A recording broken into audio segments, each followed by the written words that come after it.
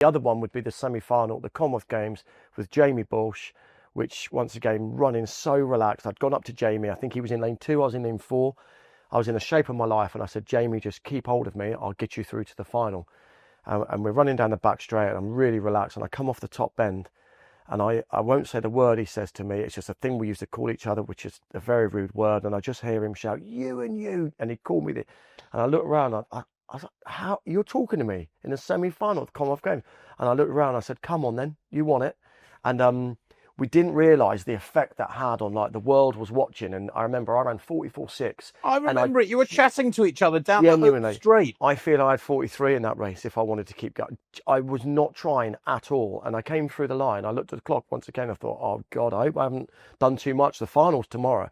And we went back to the team village.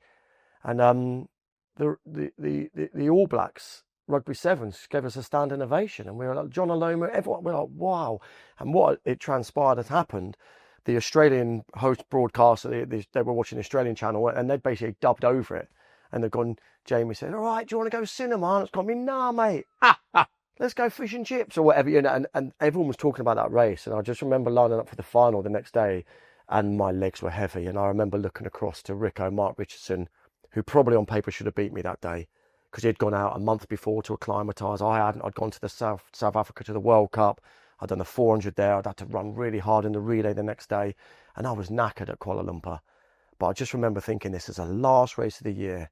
If I win this, then it's going to change my life. And I just remember hanging on the final.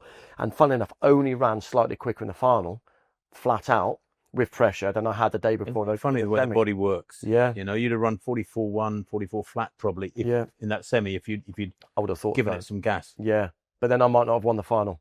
And in fact, Jamie, bless him, he ran 44.8 in that semi, and he was way off it in the final, came fourth and ran 45.2 or 45.3. Yeah. So he had his best race in the semi-final, which I was gutted for him because we were close.